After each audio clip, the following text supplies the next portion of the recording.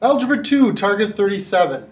I can convert between radian and degree measure of an angle. First off, what is a radian? What is a degree? Most of us are familiar with a degree. Long ago, the ancient Mayans took a circle and they broke it into 360 pieces. And that was a degree. Now, why 360? There's some speculation out there. Some say it's because their numbering system was based on 6. How does that make sense? If your numbering system is based on 6, it makes perfect sense. However, our numbering system is based on 10. So why do we still use it? We use it because it's what we grew up with, what we're familiar with. Doesn't totally make sense why we do 360, but we do 360 because we're familiar with it. Well, a scientist, mathematician, decided maybe we should do something that has a little more reasoning behind it. Maybe we should break the circle up a little bit differently.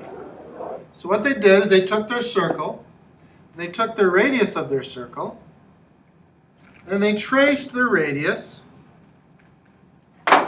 along the edge.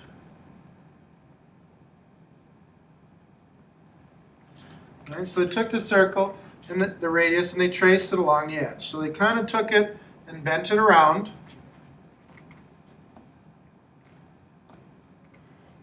And fit it around the edge as best they could.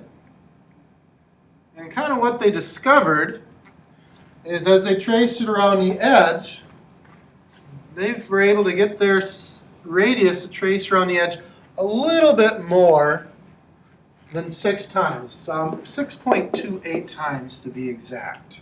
Well, that's not even exact. 6.28 and a bunch of other digits. Essentially, the radius fit around the circumference 2 pi times. That should be very familiar to you. You've heard that formula before. Circumference equals 2 pi radius. And so they decided to take the circle and break it up by radians, the number of times the radius will break around it. So that's why 360 degrees equals 2 pi radians, because that's how much the radius fits around the outside of the circle, 2 pi times, or 360 degrees is 2 pi. Reduce that, divide both sides by 2, and we got our conversion factor. 180 degrees equals pi radians. Now notice I'm not labeling the radians. That is standard operating procedure. We don't typically say 3 pi over 2 radians. We just say 3 pi over 2. All right? And so that brings us to our conversion factors. Degrees to radians, you multiply by pi over 180 degrees. You go the other way, radians to degrees, multiply by 180 over pi. Basically, you look at what you're trying to go to radians. That goes up top, and what you're getting rid of goes on the bottom. So if you want to go to radians, you put your pi up top. And if you want to go to degrees, you put 180 up top. All right, so let's convert. Convert 125 degrees to radians. And we're going to radians, so we're going to put pi up top. 125 pi over 180. All right, the 125 and the 180, we can reduce those. 125 and 80 reduces to 25 and 36, so both multiples of 5. So this is 25 pi over 36. And we do leave it like that. We want our answers for radians to be in terms of pi. But the only times you won't leave them in terms of pi if you're not given questions in terms of pi. All right? So convert negative pi over 12 radians to degrees. That's the same concept. You want to get rid of degree or radians and replace it with degrees. So we're going to take negative pi over 12. We're going to multiply it by 180 over pi because we want to keep degrees and get rid of radians. So we put the radians on the bottom. Notice the pi and the pi cancel. Left with negative 180 over 12. Simplify the 180 over 12, we get 15. So this is negative 15 degrees. All right. Now, as you work with angles and trigonometry, the more you work with those, the more often certain angles come up a lot. All right. 45 degrees angle will come up quite a bit. That's because it's part of an isosceles right triangle. 45 degrees, it's in there twice. Because it happens so much, we come up with the degree radian measurement. It's one we memorize. The common ones that memorize are 45 degrees is pi over 4. 60 degrees is pi over 3. 30 degrees is pi over 6. And then all multiples of those. 60 degrees is 120 twice, so 2 pi over 3. 90 degrees and is pi over 2. Double that to get 80 degrees, which is pi. Right? So this is our common angles.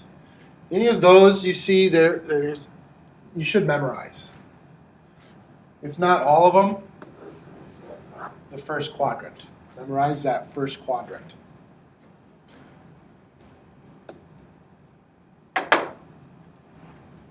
Right? So convert the degree measure to radians or the radian measure to degrees. So 135 degrees.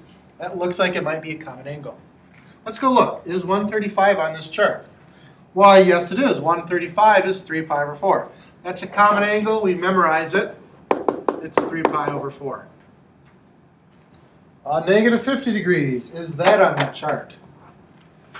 No. Negative 50 degrees is not on that chart. That one we calculate.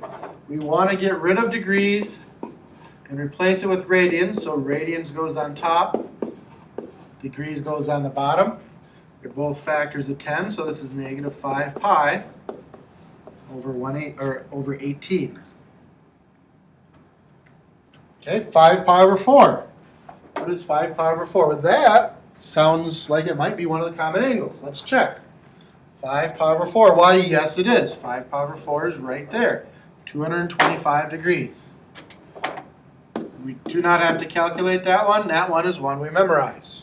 Or someone has memorized for us and written it down. Pi over 10.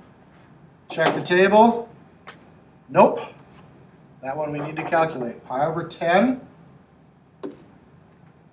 is in radians. We want to get rid of radians and replace it with degrees. The radians, the pi cancels. We've got 180 over 10 gives us 18 degrees. Right? And so that's converting radians to degrees. Remember, there's 360 degrees in a circle because the minds said so. There's 2 pi radians in a circle because the radius can be traced along the edge of a circle 2 pi times. To convert, if you want to find radians, you're going to multiply your degrees by pi over 180. Since our degrees are on the bottom, they'll cancel out. If you're looking for radians when you have degrees, you'll multiply by 180 degrees over pi. The radians are on the bottoms in this case, so the radians will cancel off and you'll be left with degrees.